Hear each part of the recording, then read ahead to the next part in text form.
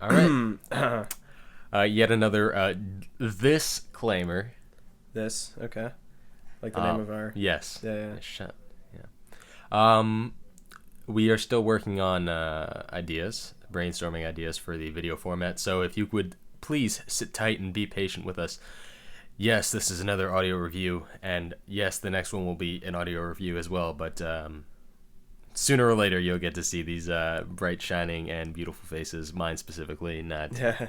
Well, I was gonna say, like, you should savor this time because you don't have to see Victor's face, and you can just hear, the valuable.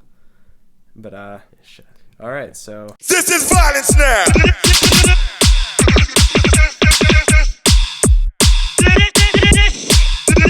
From writer-director Kevin Smith comes Tusk, a movie about a podcaster who goes to Canada in the hope of returning home with an interview to share, only to find himself trapped in the home of an eccentric man whose unhealthy obsession with walruses turns deadly. that was pretty good. Thank you. Maybe you should go fuck yourself. Hey. So, what to say about Tusk? No, it was a good synopsis, though. Thank Okay, what to say about Tusk? Well, we both A lot. left the theater confused about what to say. I did have a smile on my face, though. It was definitely an interesting way to end the movie. Yeah. But it's fallen into the same problem that a lot of movies have these days, and that's tonally inconsistent. But I'd like to talk about the pros first. Yeah, the pros. The pros in this movie are Michael Parks, who plays the eccentric man that I mentioned earlier. Michael Parks, for a Kevin Smith movie about walrus torture, that's like a hell of a performance. Yeah, it was definitely... I'm not surprised because he was really good in Red State also, Kevin Smith's other departure from comedy. So Michael Parks is he's great, terrific. and that's probably the best part of the entire movie because he's like off the walls and he's like really into his role and definitely into the movie too. So that definitely adds a lot to it. Every time he's on screen, it's like, oh boy, something at least mildly exciting is going to be something happening. that you wouldn't see in almost any other movie. Yeah. So and I thought Justin Long was actually really good too. Yeah, he was surprisingly good. I would say the first half hour to 45 minutes was actually like quite good. It managed to be surprisingly, I mean, I don't want to say scary necessarily because it was never full on horror, but it was kind of shocking, like as you kind of learn along with Justin Long what he's in for. Yeah, just for a movie this ridiculous, it's surprisingly good with kind of the dramatic build up and kind of making you think, oh shit, what's going to happen next? Yeah, I mean, I wouldn't necessarily say, oh shit, what's going to happen next. I feel like after he does get turned into the walrus, well, where else can it really go? It's coming the whole Yeah. time. It's the movie about a guy who turns into a walrus, but... Yeah, but just more, I don't know. It's just kind of interesting to watch unfold. More than you'd expect. And kind of... it's also very funny at times at first in a way that doesn't really destroy the tone.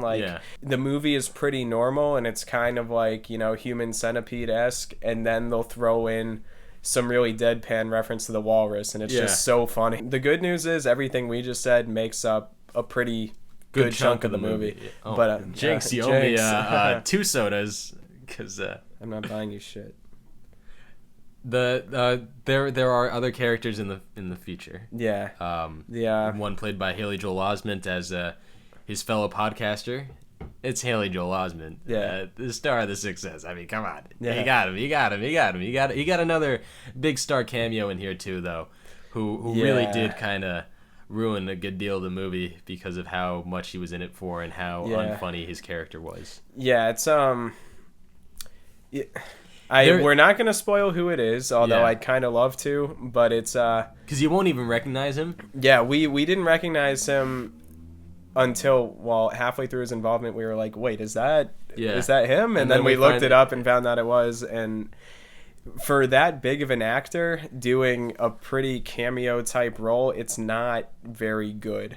Yeah, and it just goes on way too long, and it kind of points out another flaw of the movie, and You know, Yeah. you'd think that a movie about a man turning into a walrus would get a little bit repetitive and redundant after a while. And that's because it kind of is. It is kind of one note. Yeah. And it really tries to take advantage of this one joke a little bit too much, like more than it needs to be taken advantage of. I mean, an hour and 40 minutes is still a lot for a movie like this. Yeah, it is. And, you know, like you were saying, with this cameo actor, there's one flashback scene that goes on so long, and then that's when it started going downhill. This flashback was just so damn long And really very Justin just Long. stupid. Yeah. And not even that though, but there's a side story going on with Genesis Rodriguez as Justin Long's girlfriend, and she is she's in a different movie, it seems like. Kind of. Because they really have her scenes play out so seriously and darkly, and like it's really actually kind of uncomfortable and jarring when it goes right from a scene of Justin Long screaming to her crying and saying that I hate myself more than I hate Justin Long, and I'm like, oh, okay. Yeah, it's until about halfway through the movie, you don't really, the tonal inconsistency doesn't bother you that much, or at least it didn't for me.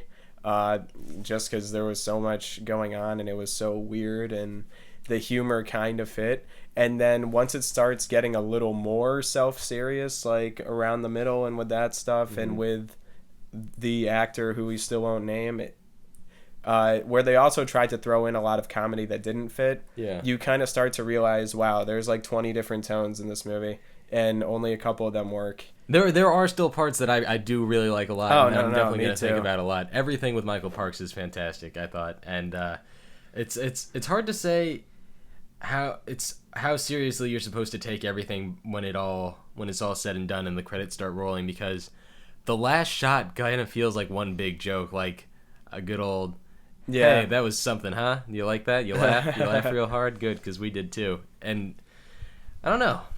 Yeah, and in that way, you know, you feel like you almost just got pranked a little bit, and that's why it's hard to say I really liked Tusk, but it made an impression on me, and I am glad I saw it. You know, I think we're on the same page, Mr. Tusk. So anyway, I'm gonna give Tusk a rating of. I'm torn now between 2.5 and 3. Oh, Victor, come on. You know what? You could rate it 2.5 stars as a human, or give 3 stars as a walrus. I'd rather give it the 2.5 as a human. Oh, man. So I'm gonna give it 2.5 stars out of 5. I'm gonna have to go ahead and give it 3 stars as a walrus, because I don't know, you just don't see movies like this every day, and I walked out of the theater like, you know, that made my day a little more exciting and funny. Oh, hell. I'll give it 3 stars. Oh, that's bad. Oh. All right, don't hurt yourself. Oh, and that scene with him in the water. That was a little crazy. something. Yeah, there's creepy moments in here and there. I'll give him that. I'll give him some props for making a horror movie for like 2% of the movie. Yeah, 2% of it I think was genuine horror. Alrighty, hey, you guys take care. Take care. That's this. This is this.